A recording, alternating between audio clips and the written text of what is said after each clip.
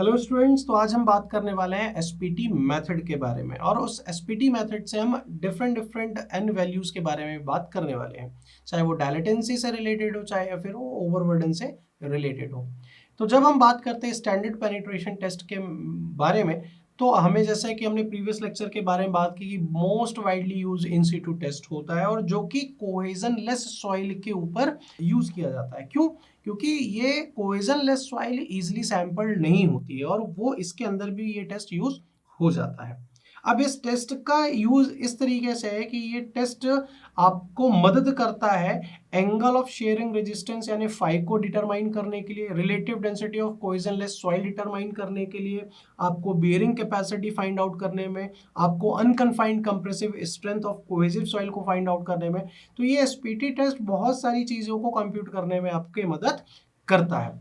अब ये standard penetration test जो है वो किस तरीके से होता है? सबसे पहले एक बोर होल किया जाता है, फिर उसके बाद एक स्प्लिट स्पून सैंपलर यूज किया जाता है, फिर उसके बाद बोर होल के अंदर इसको ड्रिल किया जाता है एक सजेस्टेड डेप्थ के अंदर, ड्रिलिंग टूल को रिमूव किया जाता है और सैंपलर को बॉटम के लोअर पोर्शन में लगाया जाता है होल के।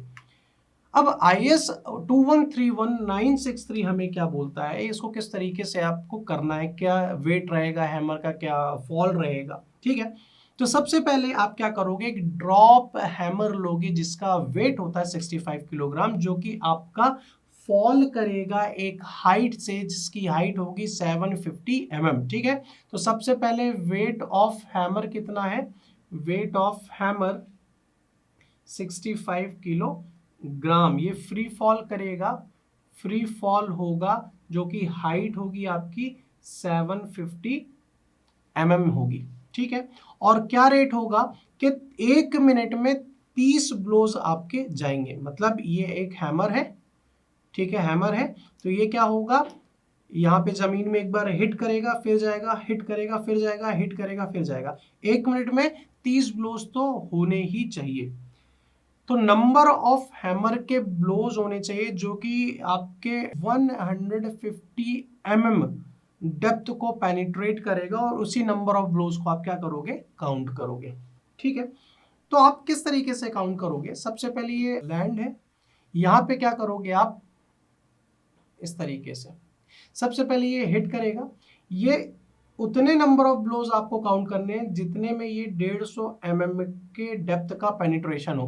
भाई पहले यहाँ हाइट रहेगी, फिर 150 mm का पेनिट्रेशन होगा, दब जाएगी, तो आप काउंट कर लोगे कि इतने नंबर ऑफ ब्लो आए। मान लो सपोज N1 आया, फिर आप दोबारा वो करोगे पेनिट्रेट, फिर 150 mm का पेनिट्रेशन करोगे, जितने भी नंबर ऑफ ब्लोज आएंगे उसको काउंट कर लोगे, और फिर तिबारा जब आप 150 mm का पेनिट्रेशन करोगे, करते जाओगे, भाई जाहिर सी बात है आप जमीन में एक हिट करोगे तो नीचे तो जाएगी ना, तो पहले 150 mm में जितने ब्लोज आएंगे आप लिख लोगे, दूसरे 150 mm के बारे में आएगा फिर आप कर लोगे, और तीसरे 150 mm में जितने ब्लोज आएंगे आप उसको काउंट कर लोगे। ठीक है ना, ये 150 mm IS कोड आपको बोलता है।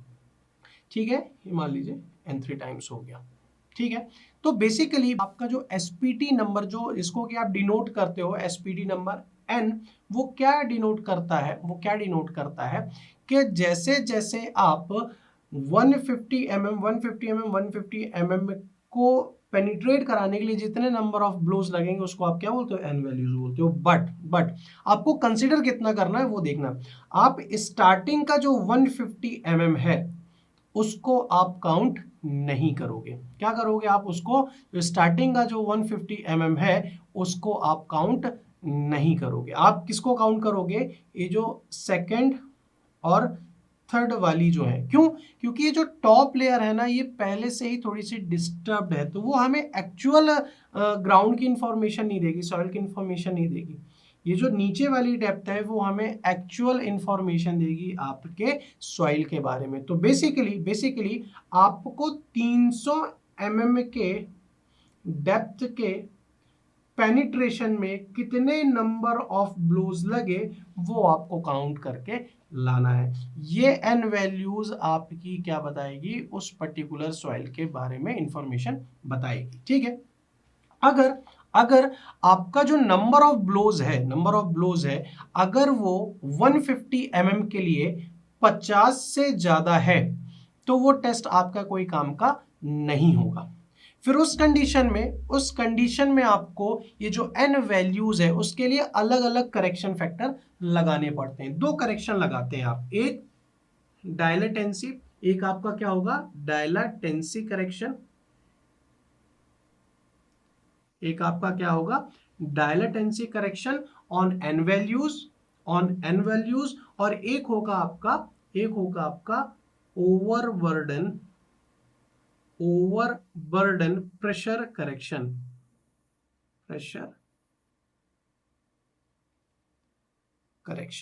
ठीक है ना, overburden correction on n values लिख लो, ऑन n वैल्यू, यहां पे भी आप लिख लो ऑन n वैल्यू।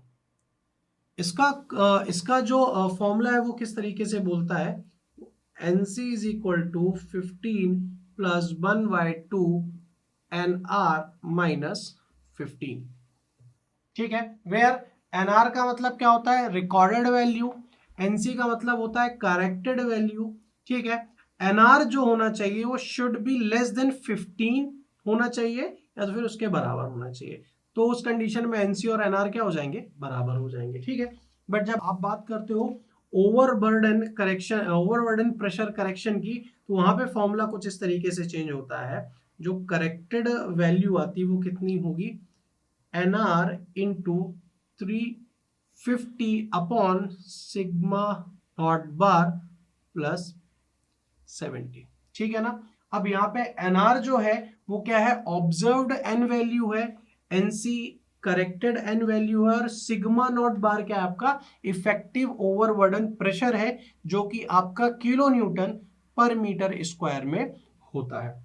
ये इक्वेशन आपकी तभी एप्लीकेबल होगी जब सिग्मा नॉट बार की वैल्यू कितनी हो, लेस देन हो या बराबर हो आपके 280 किलो न्यूटन पर मीटर स्क्वायर। क्यों 280 होगा, 280 प्लस 70 यानी 350 इंटू 1, ठीक है, क्योंकि ये इससे बराबर ज्यादा तो हो नहीं सकता है, अगर ये इससे ज्यादा हो गया ये वैल्यू कम हो जाएगी, ठीक है ना। तो ये जो रेशियो है वो ये लाई करना चाहिए किसके किसके बीच में 0.45 से लेके 2 के बीच में। अगर ये ग्रेटर देन 2 है तो आपको NC को आपको डिवाइड करना पड़ेगा 2 से, फिर एक ऑब्टेन करनी पड़ेगी डिजाइन वैल्यू, जो कि आपकी बेसिकली बियरिंग कैपेसिटी को फाइंड आउट करने में मदद करती है, ठीक है। तो आई होप आपको ये स्टैंडर्ड पेनिट्रेशन टेस्ट समझ में आए होंगे, आपको करेक्टेड n की वैल्यू समझ में आई होगी, और ये आपका IS कोड कौन सा बोलता है IS 2131, लिख लें IS 2131963, जिसके बेसिस पे ये फ्री फॉल वेट ये सारी चीजें हमें जानने को मिली। आज के लिए इतना ही, थैंक यू वेरी मच।